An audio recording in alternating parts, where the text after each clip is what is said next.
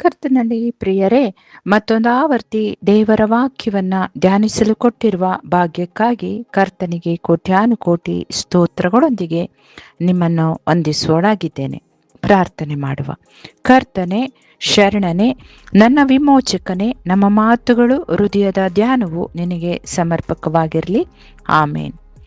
ಪ್ರಿಯರೇ, ಈ ದಿನದ ಧ್ಯಾನಕ್ಕಾಗಿ ಆರಿಸಿಕೊಂಡ ವೇದ ಭಾಗವು ಹಳೆಯ ಒಡಂಬಡಿಕೆಯ ಭಾಗವಾದ ರೂತಳು 3:18. ನನ್ನ ಮಗಳೇ, ಈ ಕಾರ್ಯವು ಹೇಗಾಗುವುದೆಂದು ಗೊತ್ತಾಗುವವರೆಗೂ ಸುಮ್ಮನಿರು. ಕರ್ತನಲ್ಲಿ ಪ್ರಿಯರೇ, ಬೋವಜನು ರೂತಳಿಗೆ ವಾಗ್ದಾನ ಮಾಡಿದ್ದು ಕೇಳಿ ಅತ್ತೆಯಾದ ನವೋಮಿಯು ತನ್ನ ಸೊಸೆಯಾದ ರೂತಳಿಗೆ ಹೇಳಿದ ಮಾತಿದು. ಕರ್ತನಾದ ಯೆಹೋವನು ಯೆಶಾಯನಿಗೆ ಹೇಳುತ್ತಿರುವ ಯೆಶಾಯ 7:4 ಜಾಗರೂಕನಾಗಿರು, ಸುಮ್ಮನಿರು, ಭಯಪಡಬೇಡ ಎಂಬುದಾಗಿ.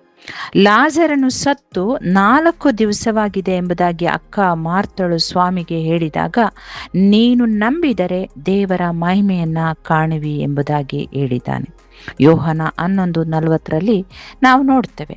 ಮಾರ್ತಳು ತಂಗಿಯಾದ ಮರಿಯಳು ಕರ್ತನ ಸನ್ನಿಧಾನದಲ್ಲಿ ಕಳೆಯುತ್ತಿದ್ದ ಸಮಯ ನೋಡಿ ಇದೇ ಮಾರ್ತಳು ಬೇಸರಗೊಂಡಾಗ ಸ್ವಾಮಿ ಹೇಳುವುದನ್ನ ನಾವೆಲ್ಲರೂ ಬಲ್ಲೆವು.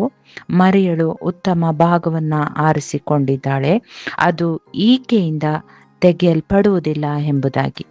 ಹೌದು ಪ್ರಿಯರೇ, ದೇವರ ವಾಕ್ಯಗಳಲ್ಲಿ ಆತನ ಸನ್ನಿಧಾನದಲ್ಲಿ ಆತನ ಚಿತ್ತಕ್ಕೆ ನಾವು ಒಪ್ಪಿಸಿಕೊಟ್ಟಾಗ ರೂತಳ ಜೀವಿತದಲ್ಲಿ ಆದ ಆಶೀರ್ವಾದವು ನಿಮ್ಮ ಬದುಕಿನಲ್ಲಿಯೂ ನಡೆಯುವಂಥದ್ದಾಗಿದೆ.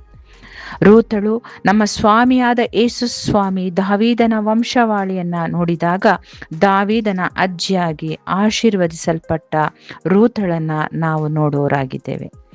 ವಂಶದಲ್ಲಿ 14ನೇ ತಲೆಯಾಗಿ ಯೇಸು ಸ್ವಾಮಿಯ ಜನನವಾಗುತ್ತೆ. ಎಂತಹ ಆಶೀರ್ವಾದದ ಕುಟುಂಬ ಮರವಾಗಿದೆ ಇದು, ಹೌದಲ್ವಾ ಪ್ರಿಯರೇ? ಒಮ್ಮೆ ಮನನ ಮಾಡಿಕೊಳ್ಳಿ. ರೂತಳ ಜೀವಿತದಂತೆ ನಮ್ಮ ಜೀವಿತವು ಆಶೀರ್ವಾದದಾಯಕವಾಗಿರಬೇಕಾದ್ರೆ ಕರ್ತನನ್ನ ಆತುಕೊಳ್ಬೇಕು. ಆತನ ವಾಕ್ಯಗಳಲ್ಲಿ ದೃಢವುಳ್ಳವರಾಗಿ ಸಾಕ್ಷಿಯ ಜೀವಿತಕ್ಕೆ ಹೆಜ್ಜೆ ಮೂಡಿಸುವವರಾಗಿರಬೇಕಾಗಿದೆ ಪ್ರಿಯರೇ.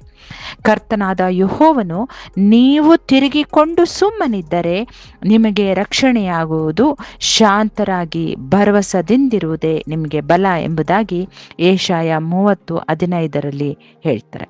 ಭಯಪಡಬೇಡಿರಿ, ಪಾಪ ಮಾಡಬೇಡಿರಿ, ಮೌನವಾಗಿರಿ, ಹಾಸಿಗೆಯ ಮೇಲೆ ಇರುವಾಗ ಹೃದಯದಲ್ಲೇ ಆಲೋಚಿಸಿಕೊಳ್ಳಿರಿ. ಕೀರ್ತನೆ 4:4. ಹೌದು ಪ್ರಿಯರೇ, ಬದುಕಿನ ಪರಿಸ್ಥಿತಿಗಳಲ್ಲಿ ಎದುರಾಗುವ ಕಷ್ಟ ಕಾರ್ಪಣ್ಯಗಳಲ್ಲಿ ಕೀರ್ತನೆ 37:7 ಶಾಂತರಾಗಿ ಆತನಿಗೋಸ್ಕರ ಕಾದಿರುವುದು ಮೇಲಲ್ಲವೇ ಪ್ರಿಯರೇ? ಕೀರ್ತನೆ 112:7 ನೋಡ್ತೇವೆ, ಅವನಿಗೆ ಕೆಟ್ಟ ಸುದ್ದಿಯ ಭಯವಿರುವುದಿಲ್ಲ, ಯೆಹೋವನಲ್ಲಿ ಭರವಸವಿಟ್ಟಿರುವುದರಿಂದ ಅವನ ಮನಸ್ಸು ಸ್ಥಿರವಾಗಿರುವುದು. ಗದ್ದಲ, ಅಸಮಾಧಾನ, ದ್ವೇಷ, ಹೆದರಿಕೆಗಳಿಂದ ತುಂಬಿರುವ ಈ ಲೋಕದಲ್ಲಿ ಕ್ರೈಸ್ತ ವಿಶ್ವಾಸಿಗಳಾದ ನಾವು ಭಯವಿಲ್ಲದೆ ಶಾಂತವಾಗಿರಲು ಈ ವಾಕ್ಯಗಳು ನಮ್ಮನ್ನು ದೃಢಪಡಿಸುವಂಥದ್ದಾಗಿದೆ ಪ್ರಿಯರೇ.